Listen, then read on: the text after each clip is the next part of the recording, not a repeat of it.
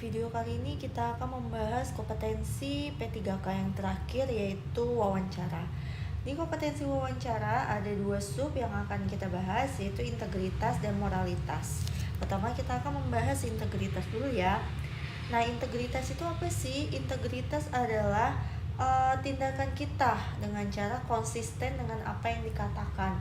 Jadi misal kita mengatakan A, maka tindakan kita juga A. Kita mengatakan B, maka tindakan kita juga B. Jadi kita jujur terhadap diri sendiri dan juga orang lain.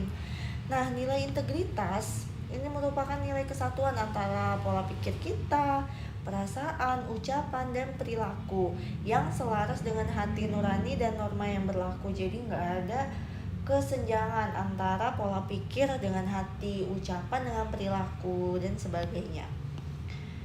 Nah, nilai integritas yang ditekankan itu yang pertama adalah kejujuran. Dimana kejujuran ini dia bersikap lurus hati, tidak curang, tidak berbohong. Artinya dia konsisten dengan apa yang dikatakan dan apa yang diperbuat. Jadi satu kata satu perbuatan gitu.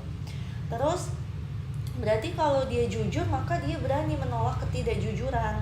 Kalau ada orang yang tidak jujur, dia berani menegurnya. Kalau dia diminta untuk tidak jujur, dia berani menolaknya dan sebagainya. Memang berat, tapi harus berani dan harus dicoba kayak gitu.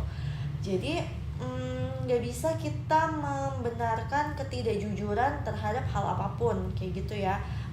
Itu prinsip yang harus ditekankan sebagai orang yang memiliki integritas. Kemudian yang selanjutnya adalah disiplin. Disiplin ini maksudnya disiplin kita bersikap atau sikap mental kita ini tepat. Jadi kita bersikap ini di saat yang tepat, kemudian tindakan kita ini juga tepat dan benar-benar menghargai waktu. Artinya kita tidak membuang waktu. Saat ada waktu luang itu kita gunakan untuk mengembangkan diri atau kita mempelajari biar diri kita menjadi lebih baik. Kita manfaatkan semaksimal mungkin. Kita isi dengan hal-hal yang bermanfaat. Itu yang dimaksud dengan disiplin. Nah, kunci disiplin ini ada 3. Yang pertama adalah tepat waktu. Tepat waktu di sini misal kalau ada pekerjaan yang deadline-nya A, dia bisa menyelesaikan dalam waktu A. Masuk kerja jam 7, dia bisa datang sebelum jam 7, atau dia tidak akan datang lebih dari jam 7 dan lain sebagainya. Kemudian yang kedua adalah komitmen. Komitmen ini dibuat oleh diri sendiri, berada pada pribadi kita masing-masing, tanpa perintah dari orang lain, tanpa orang lain, atau tanpa adanya orang lain. Kita komitmen dengan apa yang kita ucapkan dan apa yang kita lakukan kayak gitu, tidak berdasarkan orang lain. Intinya seperti itu ya. Yang ketiga adalah perencanaan.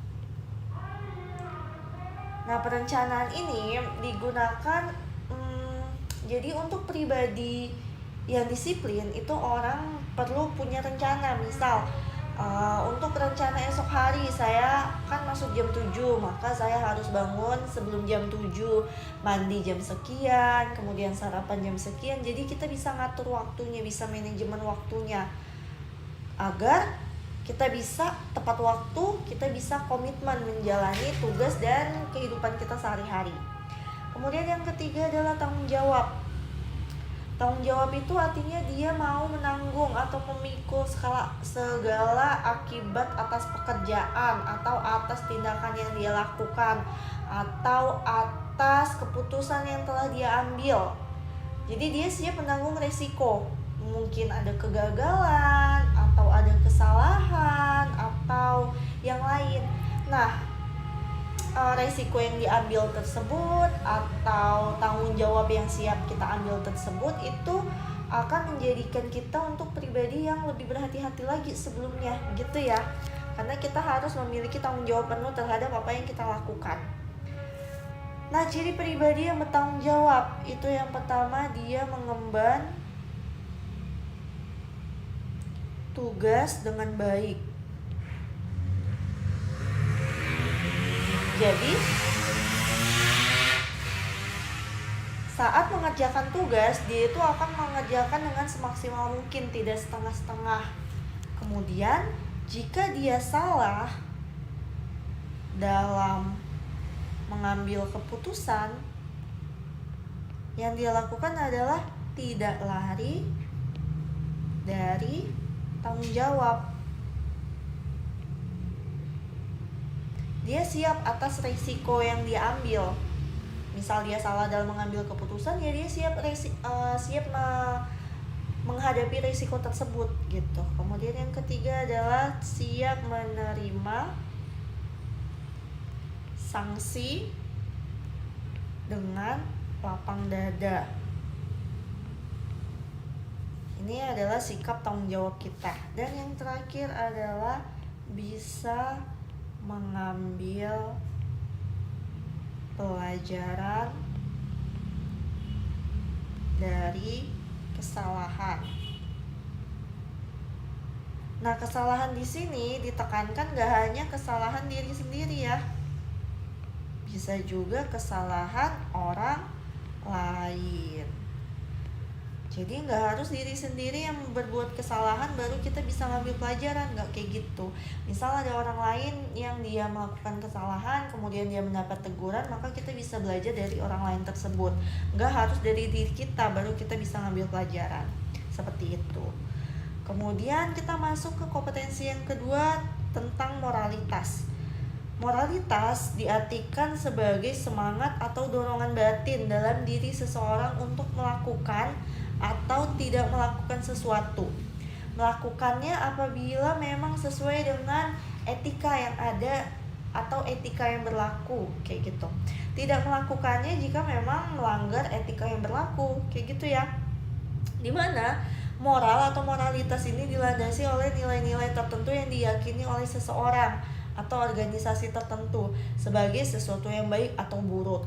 Kalau baik kita melakukannya, kalau buruk tidak kita lakukan, sehingga bisa membedakan mana yang patut dilakukan dan mana yang tidak dilakukan. Nah, nilai-nilai moral ini tampak dari 6 nilai atau dikenal dengan 6 great idea, yaitu nilai kebenaran, kebaikan, keindahan, kebebasan, kesetaraan, dan keadilan. Dengan demikian, moralitas ini pengertiannya adalah sama dengan etika atau sebaliknya. Nah, sasaran etika atau sasaran moralitas kan sama ya. Dari penjelasan tadi, etika dan moralitas itu satu kesatuan. Yang pertama adalah etika dalam bernegara. Etika dalam bernegara ini maksudnya gimana? Kita bertindak sesuai dengan Pancasila dan Undang-Undang Dasar serta peraturan yang berlaku. Kemudian mampu mengangkat harkat dan martabat negara Indonesia menjadi perekat atau pemersatu negara Republik Indonesia, tidak menjadikan perbedaan sebagai masalah, apalagi di Indonesia ini kan perbedaannya banyak ya dari segi agama, suku, budaya. Jangan menjadikan itu sebagai masalah, jadikan itu sebagai kekuatan atau kekayaan yang ada di Indonesia yang kita miliki gitu. Terus akuntabel dan melaksanakan tugas, terbuka, jujur, dan lain-lain. Intinya bersikap integritas juga ada di moralitas ini. Dan kalau kita bersikap integritas berarti kita bersikap dengan jujur, bertindak dengan jujur, tidak akan memberikan keterangan bohong atau kesaksian palsu dan lain-lain. Yang kedua, etika berorganisasi. Etika berorganisasi hampir sama. Jadi dalam organisasi ini kan memiliki peraturan yang berlaku gitu ya. Maka kita bisa melaksanakan tugas dan wewenang sesuai dengan aturan yang berlaku selama tidak melanggar etika bernegara. Kemudian dalam organisasi berarti ada hubungan dengan rekan kerja yang lain. Berarti kita bisa membangun etos kerja atau kita bisa meningkatkan hubungan kerja kita baik di organisasi atau di kelompok kecil.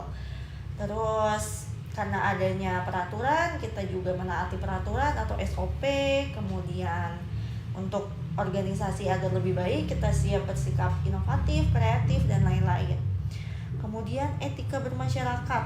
Etika bermasyarakat ini misalnya kita bersikap tidak hedon. Tidak hedon itu artinya hemat atau bersikap sederhana, tidak berlebihan. Jadi tidak perlu memakai emas sampai 50 kilo di badan, itu kan berlebihan ya, hedon itu sikapnya.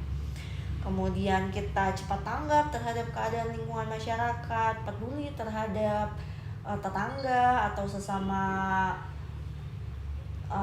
warga yang ada di sekitar dan lain-lain. Kemudian etika terhadap diri sendiri, itu kita jujur terhadap diri kita sendiri, terbuka terhadap diri kita sendiri, bertindak sesuai wewenang kita, sesuai dengan apa yang ada di dalam diri kita selama tidak melanggar aturan atau tidak melanggar etika yang berlaku juga. Terus harus bersikap sesuai dengan etika bermasyarakat, etika berorganisasi, dan etika bernegara. Artinya kita bersikap juga sesuai dengan undang-undang, kemudian kita bersikap sesuai SOP dan aturan yang berlaku di organisasi. Kita juga sesuai dengan yang tadi, misal kita bersikap sederhana, tidak hedon, dan lain-lain. Kemudian etika terhadap sesama rekan kerja. Nggak hanya rekan kerja ya, misal sama masyarakat, interaksi terhadap orang lain, intinya mah gimana etikanya kita saling menghargai terhadap perbedaan antara diri kita dan orang lain. Kemudian perbedaan ini tidak menjadi masalah atau tidak memecah rasa kekeluargaan, malah harus jadi pemersatu gitu. Terus menghargai perbedaan pendapat, menjalin kerjasama, kita bisa menjalin kerjasama dan lain sebagainya. Nah, tips menjawab soal wawancara nih, tunjukkan ketegasan Anda. Hindari menjawab soal yang menunjukkan keraguan-raguan Anda. Pilih jawaban yang menunjukkan sikap disiplin, jujur, dan bertanggung jawab. Dan utamakan nilai moralitas, yaitu kebenaran, kebaikan, keindahan, kebebasan, kesetaraan, dan keadilan bagi semua pihak. Contoh soalnya nih, Anda diminta menyelesaikan pekerjaan pada hari Kamis, maka yang akan Anda lakukan apa? Kalau yang A, saya akan menyelesaikannya tepat hari Kamis. Yang B, saya akan menyelesaikannya sebelum hari Kamis jika memungkinkan. Yang C, saya akan berusaha menyelesaikannya pada hari Kamis.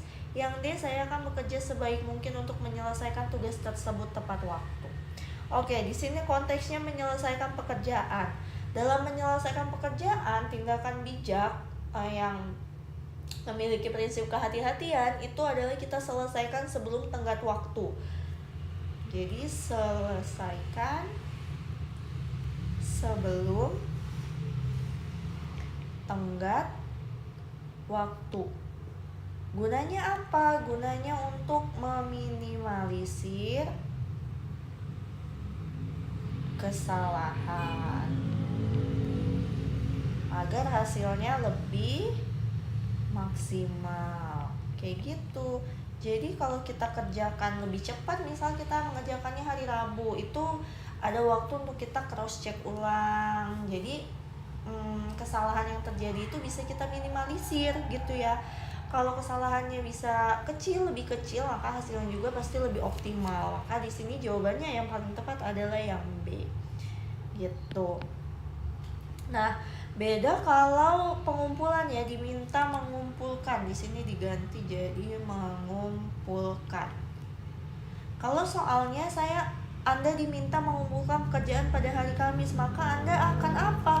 Ya akan kita kumpulkan tepat pada hari Kamis gitu. Jadi kalau mengumpulkan itu tepat pada harinya, kalau menyelesaikan itu sebelum harinya agar bisa kita cross check ulang. Contoh soal selanjutnya, orang tua Anda adalah seorang kepala sekolah di salah satu sekolah yang ada di daerah Anda. Anda mengetahui bahwa orang tua Anda melakukan kecurangan dengan mengkorupsi dana bos untuk kepentingan pribadi. Apa yang Anda lakukan? Nah, Anda tahu bahwa orang tua Anda ini melakukan kecurangan atau melanggar integritas gitu ya. Yang Anda lakukan apa? Kalau yang A, saya akan melaporkan hal tersebut ke pihak yang berwenang dan meminta orang tua saya untuk bertanggung jawab atas tindakannya. Meminta orang tua untuk bertanggung jawab atas tindakannya benar, tapi kalau melaporkan orang tua ke pihak yang berwenang, ini tindakannya tidak rasional. Kita tidak mungkin melaporkan orang tua kita ke kepolisian gitu kan, ini kan orang tua kita. Jadi jika yang melakukan pelanggaran adalah kerabat kita, orang tua kita, saudara kita, itu tindakan melaporkan justru tindakannya tidak baik, tidak bijak, karena tidak rasional bagi diri kita. Poinnya pasti rendah.